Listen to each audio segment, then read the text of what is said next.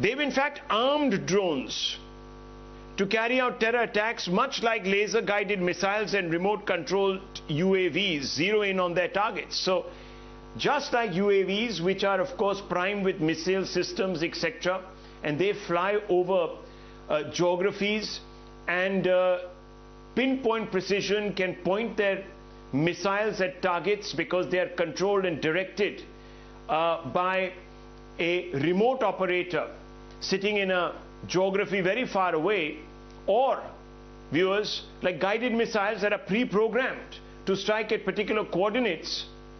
Today we saw the Houthi rebels in Yemen, who are waging a war against the Yemeni state, use IEDs reportedly. This is what Yemenis investigating agencies have told the entire world that is looking on with great concern. They've used IEDs laced with explosives to target the airport in Abu Dhabi. A large number of Indians, of course, go between Abu Dhabi and Mumbai, Kolkata, Bengaluru, Delhi, Chennai, Kochi. We're very familiar. A large number of Indians are very familiar with that airport. And viewers, they targeted deliberately oil tankers there to create a more amplified effect, a bigger blast, so to speak, than the payload that the IED had, because it's obviously attached to a drone, which is a small device, viewers. Now, what we are being told is that the attacks took place because Abu Dhabi Airport is just 20 kilometers from the presidential palace. It was also very close to the United States Embassy and other important countries, high commissions and embassies, clearly intending to send a clear message to all of those supporting the Yemeni government. But viewers, those pictures tell you the story. 3 dead, including 2 Indians, 6 are injured up till last count. Nikunj, a quick update on this. And then I just want to talk a little bit about this winged Islamist threat. Is it beyond reach? Can we actually curb it here in India when we are faced with the same kind of threat from across the border in Pakistan, as Nikunj just told you? Nikunj, a quick update on the Abu Dhabi story, and then I want to open this up to General Bakshi, Maruf Raza and Alok Bansal.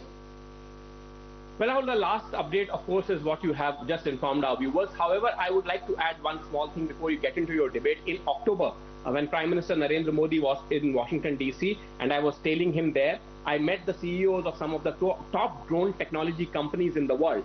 And the crisis is, I just wish to add one line of information, crisis is while the drone technology itself, buoyed by huge investment of billions of dollars by companies like Flipkart and other home delivery companies, has advanced by leaps and bounds. Anti-drone tech hasn't kept apace with the drone technology advances. Even the most advanced country in anti-drone tech, which is Israel or the United States of America, cannot cover large geographies like Indian land borders across thousands of kilometers to ensure that there is no entry of any undetected drone. And therein lies the challenge. Drone tech is buoyed by the thousands of billions of hundreds of billions of dollars being pumped into that technology. Anti-drone tech has no such investment coming in, and that can only come in from the government. Unfortunately, hasn't kept apace with advances in the drone technology. Well, that's an important point. Stay on with me, Nikunj. I just want to open this up and quickly, viewers, why are we talking about this suddenly? This is particularly worrying, these developments, because terror groups across Indian borders in Pakistan have also accessed this technology, viewers, which is low-tech and cheap, and the ISI-led deep state is finessing its capacities and capabilities to strike at will and undetected on Indian soil. Let me take you through some of the incidents that have raised alarm bells across the world. Abu Dhabi, UAE, January 17, that was today. Jammu, India, June 27, middle of last year, viewers. Indian Air Force station in Jammu was attacked by 2 low-flying drones carrying an IED. No loss, either life or equipment in the attack, fortunately. In Israel, May 2021, Hamas kamikaze drone attacks on Israel, intercepted, disabled by Iron Dome system. Israel is a small geography. We have a massive border, viewers. Difficult to have a dome, a metaphoric dome, over the entire border. It's difficult. Since August 2019, in India, frequent drone spottings, over 150 drones sightings along the Pakistan border alone, viewers. Saudi Arabia, September 14, 2019, 2 major oil facilities hit by Houthi drones. And also Caracas, Venezuela, president survived weaponized drone attack. Mosul, Iraq, 2016, drone used by IS against Iraqi military troops. So all of this is now out there. Their weaponized drones are really UAVs with lethal payloads. And let me open this up. Maruf Raza, you know, we've seen the instances. Now talk a little bit about this drone technology and what it can do in the wrong hands.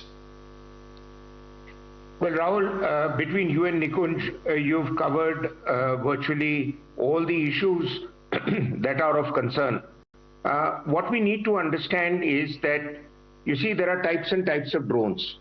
There are those very expensive drones, and that is what American companies specialize in making and selling.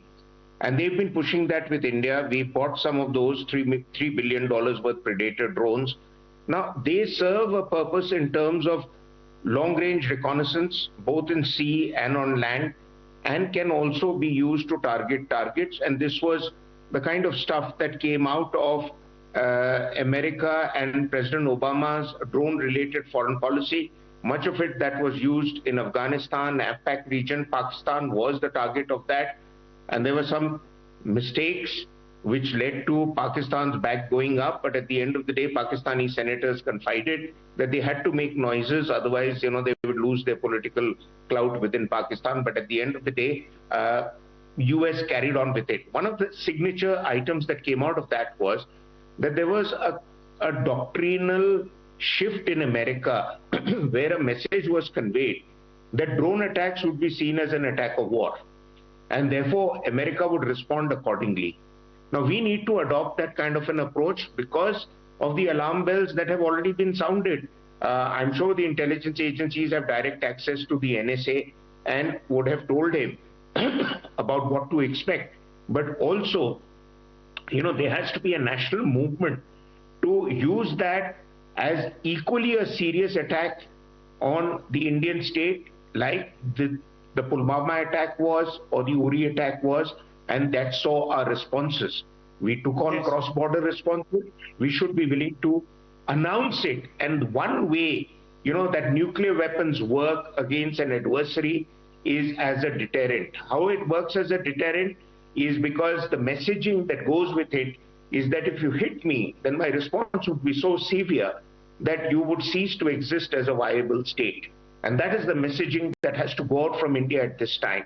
The second point is that while we have been focusing on all big toys for our big boys, essentially getting all the usual top-end weapon systems, but as Nikunj brought out, you brought out the apparently, allegedly, Tehran-led attack on the Saudi refinery at Abqaiq conveyed a message to the world's military observers that all the weapon systems that you buy are no good to protect you against drone attacks. More so, mini, nano, micro drones. Now, they often appear as birds on your radar, so you really don't know whether you keep jumping off your chair and reacting to it or just let it pass by. There are companies, and this is where I would like to make a bit of a correction to what Nikunj just said.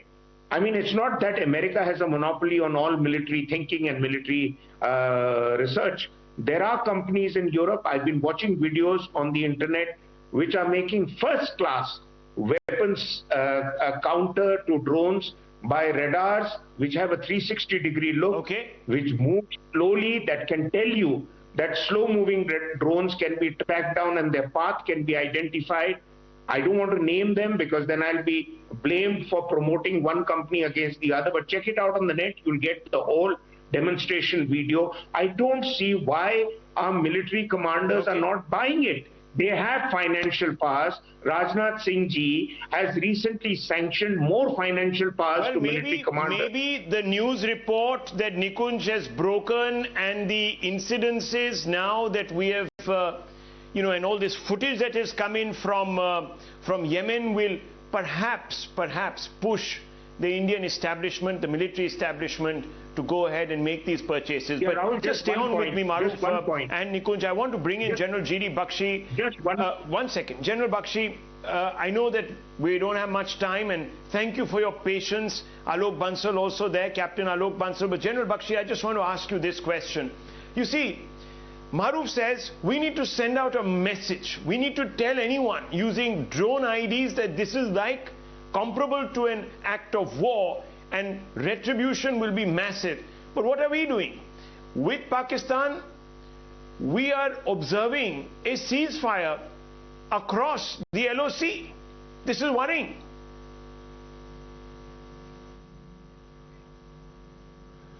Rahul, this is not only worrying, this is extremely worrying. We negotiated this ceasefire, outside the public view at a time when Pakistan was getting ready to deliver the coup d'etat in Afghanistan. We facilitated Pakistan's takeover of Afghanistan through the agency of the Taliban and the Haqqani group. Having done that, there was a chorus in this country: recognize the Taliban, be the first, get the first movers advantage. For God's sake, give us a break. If you have an enemy, implacable hatred, it is the Taliban. But we slept through it. We should have put pressure on Pakistan's eastern border. That was the only way to prevent or delay or hamper the takeover of Afghanistan. We allowed the whole space of Afghanistan to fall into Pakistan's lap. We facilitated it by giving a ceasefire. Now Pakistan is using the same ceasefire to attack you with an entirely new attack methodology, where you will not be able to trace it back. And I completely agree with Maruf that we have to have an offensive policy, an offensive doctrine clearly spelled out. Look, it's like this. You can get a whole lot of gizmos to stop small drones also, but they cost a packet. You have lasers, high-powered lasers to bring them down. You have, electronic countermeasures to take over control of the drone and misguide it to a harmless place. You can fry up the circuits of the drones with microwaves. There are, instrument-guided weapons. They cost a pile. Will you waste your, your time and money being defensive? The best way, as Maruf said, is to deter such attacks. And India must make it clear to Pakistan now, any attack that emanates from its soil, whatever subterfuges you want to practice to detract attention from Jaish-e-Mohammed, Lashkar-e-Toiba, we will treat it as an act of war and hit you back. There will be costs and consequences. If you think it is some kind of a joke, let me inform you that India, especially with General Narwane, has been making extensive use of our private companies to also equip ourselves with single drones, swarm drones technology. Last Army Day, they were demonstrated. So you will get first back in kind, and then you will get it back with interest. Our fighter bombers, our BrahMos, our cruise missiles, multi-barrel rocket launchers, this is the way to go, to deter. Okay. You will not be able to stop the attack. You will spend crores and crores. They are better spent for offensive weapons. Attack is the best form of defense. I totally agree with Maruf. But it is now time that we called off this ridiculous ceasefire, which is being exploited to hit us in every way Captain possible. Alok Bansal, Just time to review this ridiculous ceasefire. Yes, sir. Yes, sir. Go ahead. Go ahead, General Saab. Go ahead. Make your point. Make your point. Make your point. You asking? You wanted to say something? Okay. Yeah, Captain Bansal. Captain Bansal, time to review this. We are sending mixed messages. Pakistan is loading up. See, I think Rahul, firstly Firstly, we need Yes. to analyze what happened in Abu Dhabi. I Yes, think go ahead. we are drawing some wrong signals as far as attack in Abu Dhabi is concerned. Please understand the drone which travels 1800 kilometers, flies very high, has a very high technology and has a very, very high cost. That can obviously be detected by radars. What happened in Abu Dhabi was an absolutely different ball game. In Abu Dhabi, the Houthis' intention was not to hit a massive target. If they wanted, they could have hit Dubai Expo, which is actually going on, where there are millions actually attending. They could have hit Dubai Airport, which is a far more crowded airport, which is far more busy outfit. Their purpose in attacking UAE, and that to a particular position, had a particular reason. We have not understood that, and we are coming to actually a very, very wrong conclusion. The aim in Abu Dhabi was to draw UAE away from the conflict in Yemen, which UAE has been trying. This attack comes at a time when UAE and Iran are actually negotiating. UAE's national security advisor has visited Iran. They are actually very close to coming to a rapprochement. In fact, UAE and Iran have... So this is, Captain Saab, you know, with all respect, look, what happens... you know, on account of what the Houthis are doing and at whose behest, whether it is Tehran, whether it is any other, you know, militant group, XYZ, you know, we can get into, of course, that conversation at a different time. The question here is the implications for India. And I think, by and large, General Bakshi and Maruf Raza and Nikunj have put this in perspective for us viewers. It's become easier. Whatever we might say, it has become easier. It is demonstrable capacity. And we have seen the mayhem that this capacity can now cause. The question is, how are we going to respond to it? Yes, as General Bakshi says, you can buy up a lot of technology, it costs money. But as Maruf says, attack is the best form of defense. Send out a strong message. If anything like this happens in the run-up to our elections or during our elections, we must treat it like an act of war, because this is exactly what it is. I'm taking a short break, viewers. We're right back. The messaging is going to begin from January 26th. I'll tell you why. Don't go away.